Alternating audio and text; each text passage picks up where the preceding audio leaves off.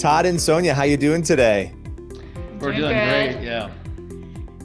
Well, I'm excited to have you on. I think the last time I saw the both of you, it must have been when Heaven is for Real first came out. And as you know, the film is streaming right now on Pure Flix, and it's an incredible story, a touching film. I just watched it the other night for the first time with my 8-year-old and my 5-year-old, and they absolutely loved it and were just really fascinated by the story. But I want to kind of start at the beginning, and then we'll get into the movie. We'll talk about that experience, but going back to the beginning of this, for those who don't know, your son Colton had a near-death experience, almost lost his life. He was just under the age of 4 when it happened and experienced heaven during this experience. And just to sort of start with you, Sonja, at what point did you, as he started telling, I mean, he was a little boy, he starts telling you little bits and pieces of his story. At what point did you start to realize my son experienced something? When we went back through North Platte on a trip, and we asked him if he wanted to go back to the hospital, he said no, St. Cassie. And we all kind of laughed, and then he said, but that's where the angel sang to me. And that's when the light bulb came on that, oh, he's been talking about stuff, but this is like even bigger. And we finally woke up and realized what he saw something bigger, and something happened in the hospital. And so, Todd, for you, when you started hearing these things as well, you guys start to realize, okay, something happened. What part of you, as a pastor, right, at the time, as a pastor going in this, what part of you was thinking, okay, my son, he definitely saw something, or were you not sure? Like, just take me through the emotions of what you're thinking as you're starting to hear these things from Colton. Well, I think, as I started asking him about, okay, what did the angels sing to you? What did they look like? Then he says, well, he was in an opera, he could tell that he raised above his body and he could see himself, and Dr. O'Halloran was working on him. And so I kept trying to ask questions, but then he talks about how he saw me in a room yelling at God. And Dad, I saw you.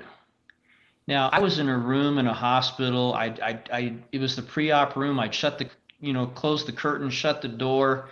And when I was in there yelling at God, nobody knew where I was. My wife was mad at me because I'd left her side and she didn't know where I was. And when he's telling me details that no one else knew, it grabbed my attention. I know there's no way he could make that up. And so when he starts telling me other things and he starts tying in biblical things that a 4-year-old, I'm a pastor, and a lot of people say, well, your son was just repeating what he heard. Well, my preschool program and my preaching no way covered all the things that he started to share. And he was so specific, not even even a glimpse of doubt. Dad, this is what I saw, this is how it worked. And the fact of all the details biblically that he would continue to get correct, and the personal details about what I was doing during surgery and other things, I knew he was telling the truth. I think, a lot of people, you might not know when your 14-year-old is pulling your leg, but your 4-year-old, it's very obvious when they're telling the truth or they're making something up.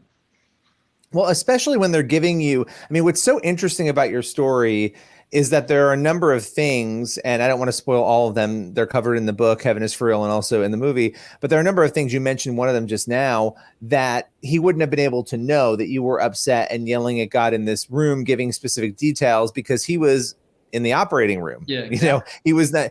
So it's really compelling and interesting. And Sonja, I don't know if you would like to share, you had a loss, and there was a little girl that he encountered during this experience. Could you take us through that and explain that to us? Because that, to me, really gave me chills the first time I heard that. Yeah, God is definitely one of our hearts to help a lot of people. And so Colton, we were paying attention at this time, more so when he says stuff. And he came walking in the room and says, I met my sister, and I'm just like, you met your sister? And we thought maybe he's talking about a cousin or maybe some friends, because when they're little, they don't understand, all the family dynamics. He goes, you had a baby die in your tummy, didn't you? And I looked at him like, who told you that? Because miscarriage is not something that you share, wear a t-shirt, really broadcast it. I think now in this day and age, people will come forth, but it's still a lot of people have them and people don't know. And we didn't really tell people that we had miscarried Father's Day weekend, and it was the toughest weekend of our life. And when he said he saw a sister, we didn't even know it was a girl. I was only 2 months along. And so it just gave me some hope that I knew she was okay. I knew the baby was okay. The baby was in heaven, was doing fine, but the pain of us losing the child was so hard. When he said that, then he tried to leave the room after he said, yeah, I met my sister and, hopped off. I'm like, Colton Tucker, we'll get back here right now. Of course, I yelled it pretty loud. And he's like, I don't know, what did I do? He just thought he was sharing another thing with us, not realizing it had touched a deep hurt. And then he proceeded to tell more, what her hair color was. And then I asked him the question, I said, well, what was her name? And he says, Mom, she didn't have a name. I was like, we didn't even know it was a girl. And so from that, we really started paying attention. It gave both of us some healing. We thought we had taken care of the hurts. We thought we had dealt with it. We thought we were over it. And he gave us the healing that you can't even describe, that we realized our baby was okay. She's fine. She can't wait to see us. And later, he told us that was the initial conversation, but another conversation later, she came to the gate to meet him when he came up. And so she was waiting for more family to come. And so, but he's like, I don't know who you are, but she looked a lot like Cassie. And she said that she was his sister, and then she kept hugging him, and of course didn't like hugs back then, but it just gave us a hope and a healing deeper than we had ever had. And we have now turned that hurt into helping others, and this has helped a lot of people. Not saying it's gotten easier. We still feel that loss. I mean, we have 4 kids, just one's in heaven already. And so that just, it's the Pure Flix video right now that's showing that part about you had a baby. I can't even watch the preview of it, or the little clip, because it just brings up too many emotions and too much memory. Even though I know she's safe and she's doing fine, but it just brings up the raw emotion again and again. And it's a lot to handle. It's hard. I mean, it's one of the hardest issues to deal with. And I think that's why it does help so many people, though, too, right? It's such a common experience for people, and to have that hope and that assurance is really an incredible thing. And I appreciate you sharing all of that. I know it's not easy to talk about. Todd, for you as a pastor, as you were hearing this, and you're responsible for a church of people, and there's a community that's going to hear this, and it becomes something, obviously the world has heard it now through your book and your feature film, but how are you making sense of this as a pastor? Was it a struggle for you? Was it easy to sort of digest? Take us through that emotional process of hearing what Colton was telling you he experienced. Well, we think, when he started saying things, and I would check against scripture that I knew, and he was always correct, then he would add things that I didn't know, and I'd have to go dig into scriptures. I remember once when he talked about the final battle. I mean, when he was in heaven, he saw into the past, he saw into the future. He was bombarding me with so many things. But I found in Revelation chapter 17, I think it's verse 14. When he talked about how the last battle, Jesus and the angels and the good people will fight Satan and the monsters and the bad people. And all of a sudden I read that verse back to him, because, I always fixated in Revelations how Jesus would just destroy his enemies by the sword of his mouth. And this whole point of me having to fight in heaven really, of course, bothered me at first, because it's like, I have to fight. And he's like, yeah, Dad, you got to fight against monsters. He goes, yeah. But he's like, Jesus wins. I mean, it's like kind of like no big deal, but he's saying he saw me fighting in that fight. So to me, it was a little bit startling. And And so I read this scripture that backs up what he says, and I read it to him. I remember him sitting there, and he's like, not even quite 5 at the time, and I'm wrestling with this, and he just looks at me and goes, I know, Dad, that's what I told you. And it's kind of like I had so many experiences like that where not only that, but like the Trinity. I remember one of the questions that Sonja asked Colton when he was talking about his sister. She said, he told Mom, don't worry, God adopted her. And she's like, you mean Jesus adopted her? And he's like, no, Mommy, his dad did.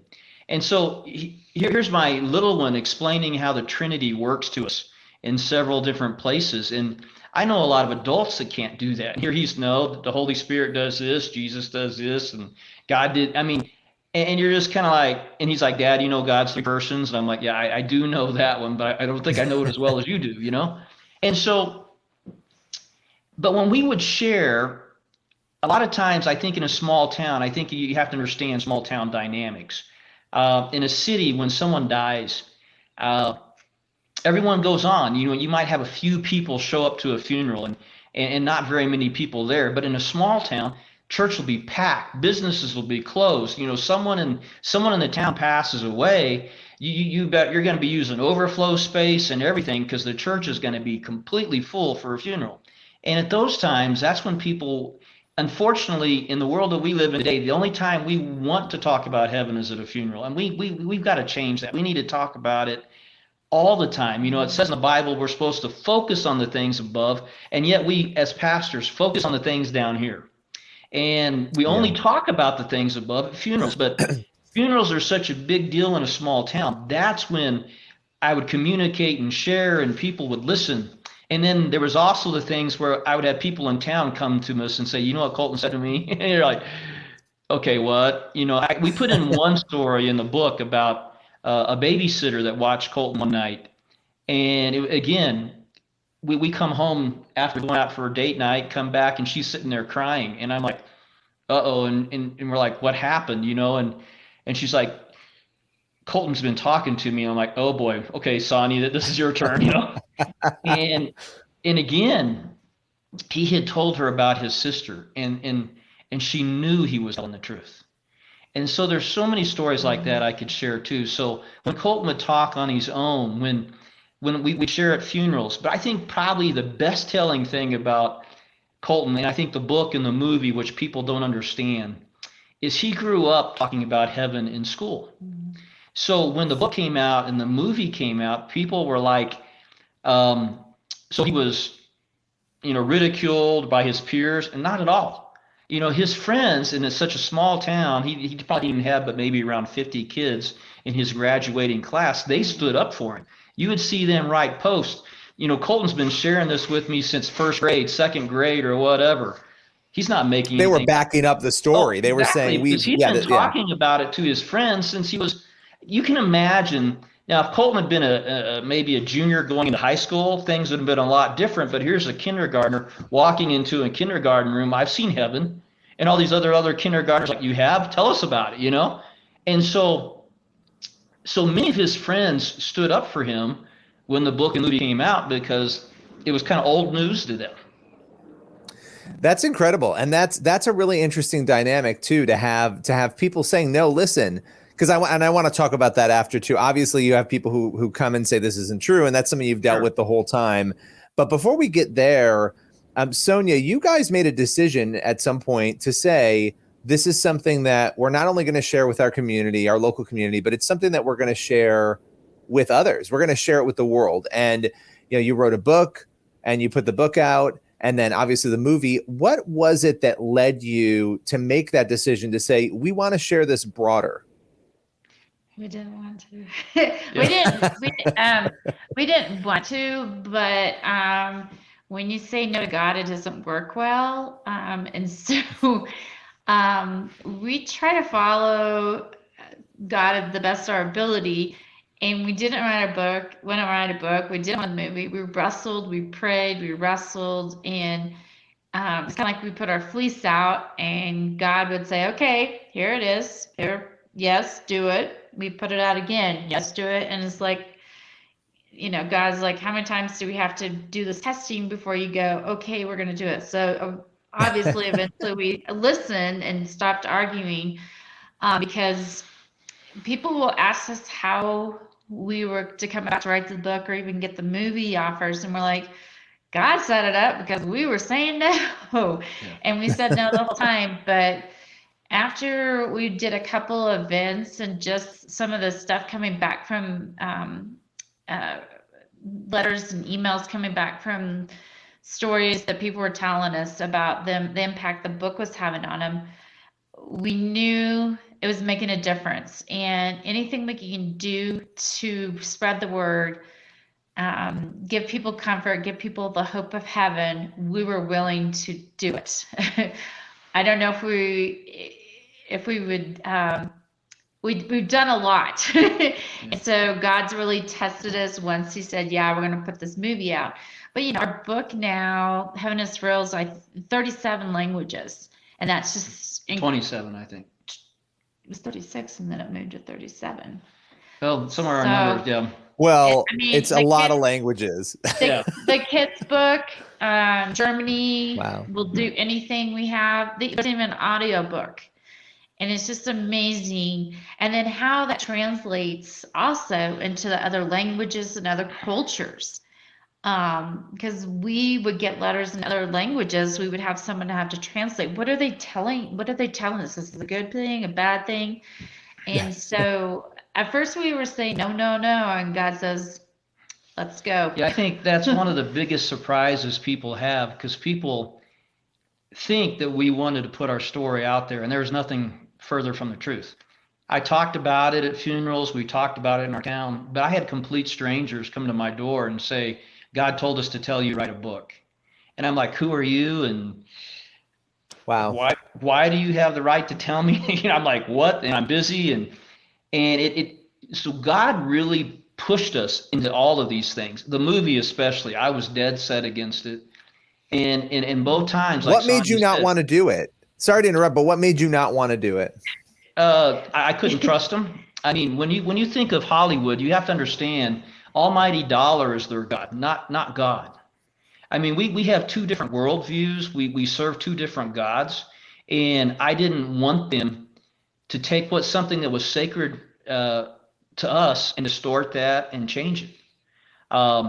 And Joe Roth was the producer of Heaven is For Real, the movie. And by the way, we're very grateful with Randall Wallace and Joe Roth, and I'll just put that right. How things turned out was great. Yes. But at the very beginning, it was like, no way, God, I'm not going to do this.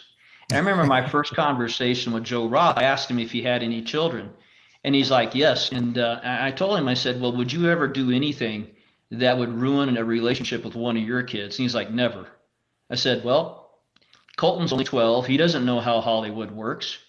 And one day he's going to see what you put on the screen, and he's going to blame me for it. And he's going to go, Dad, why did you let them do that? And it was just very straightforward. And the assurance he gave me, and right then and right there, cut straight to the chase. And we got the input and the approval stuff that almost no author ever gets at the point, because, and that's what I was saying, God, there's no way I'm going to do this, because we were approached by many producers. I was going to say, this was not the first time that somebody wanted to make a movie, right? No, it wasn't. We'd had many conversations, and I was like, God, I don't know which one's telling the truth, and only you do. And we had to lay out our fleece, and it was kind of funny. When God answered the fleece in that conversation, and we were promised what I was looking for, I was told it was impossible, but it happened. And I'm like, oh God, I think my agent was shocked, but there I am again. Here we go again. I need to make my fleeces bigger. When I started with the book years before that, I was like, God, I don't know how to get a publishing company to listen to me. I've heard many writers try to get their stories published. So I'm not even going to waste my time. You bring the publishing company to me. You have them call me. Then I'll know it's you, and I'll write a book. And my agent, actually, from Alive Communications, was a Christian book publishing agency. His name's Joel Needler. He called me on the phone one day. I heard about your son, and I want to help you write a book.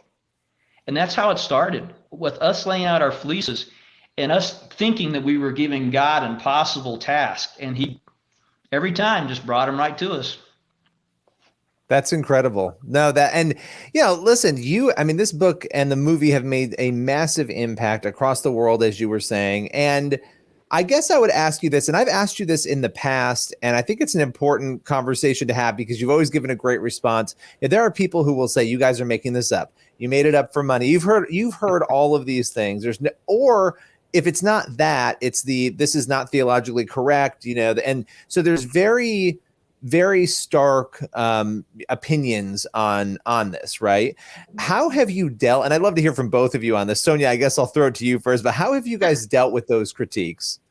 I find it interesting, the ones that have attacked us the most are the ones that are Christians. They say they are. And the ones that have accepted us the most are non-believers. And what has been great about it is, for example, I work in the school system. So Heaven is for Real is a Christian book. Because it became a New York Times bestseller, it can stay in the school, even though it's Christian. But because it was a New York Times seller, it can stay in there, which is awesome because most of the time those books would get kicked out. And just, we've had a lot of critics. We've taken a lot of hits, but God continues to show us people that are being touched, lives are being changed. And when we read our Bible, or when Colton would tell us things that there's no way he would have known, it's like, how can you argue with that?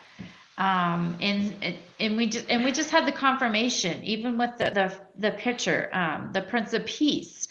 So many people have written in and says that's what they saw, that's who they saw, and just the confirmation of all the people. And so it's like, what voice are you listening to? Are you listening to God's voice? Are you listening to man's voice? And sometimes it's hard, but if you listen to God's voice, it's very clear, and he gives you the direction, and you get the support, and we just know what our goal in life is to show the people the hope of heaven. God gave us this testimony to share. He entrusted it with us, and we're doing our best we can to share it with others. That's great. That's a great response. Did you want to add anything to that, Todd?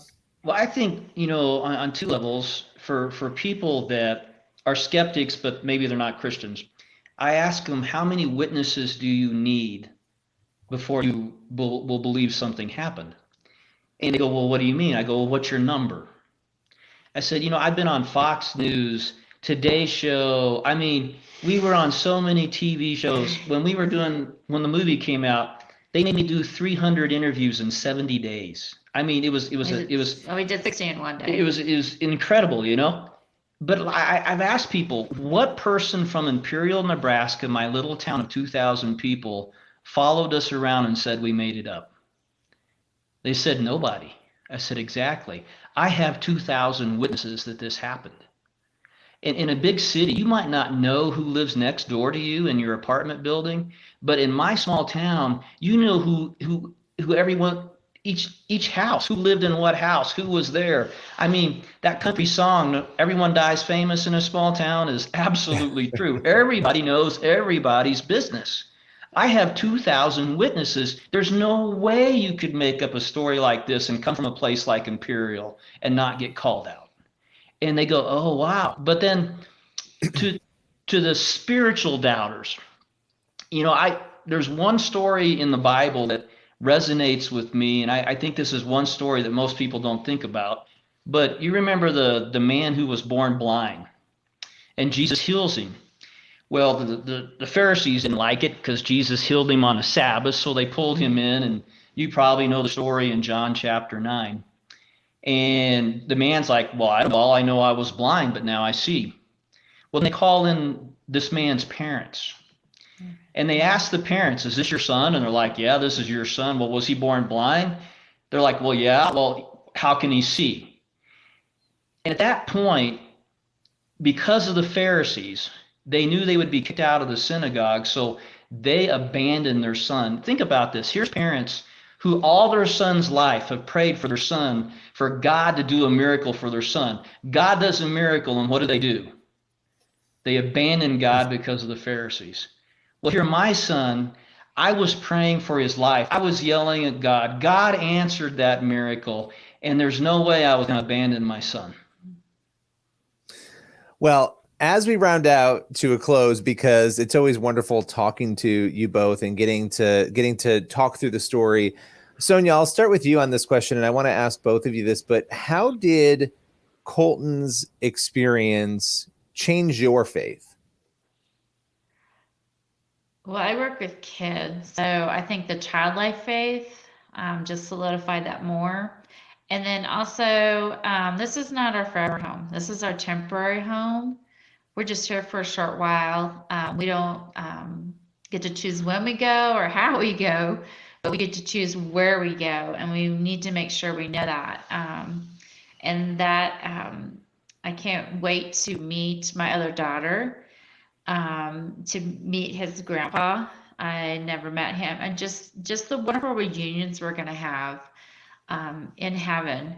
And so just to know this is a temporary place. Yeah, it might be a bad day, but I'm just here for another day or another year or another decade. But this is not my forever home.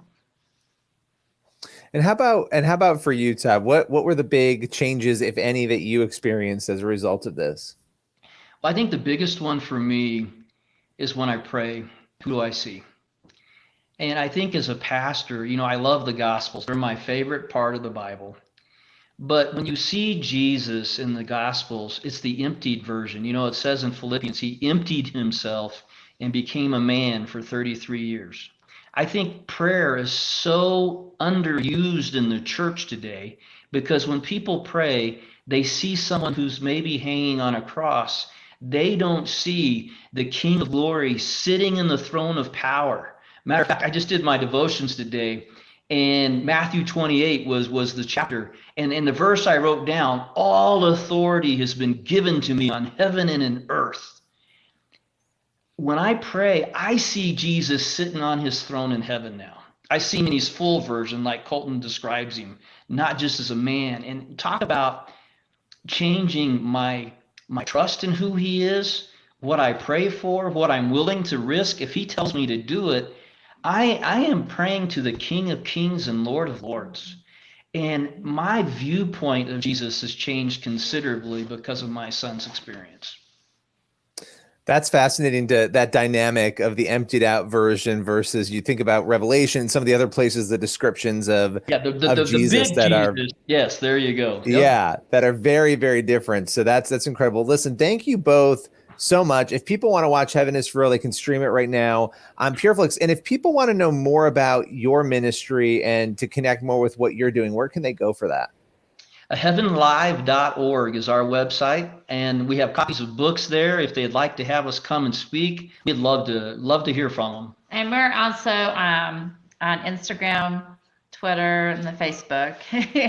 So we're on those social media platforms. So we try to put stuff up there.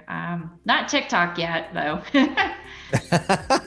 That one's hard to crack, I'm telling you. Well, thank you so much. Well, thank you so much. I really appreciate it. Thank you, Billy.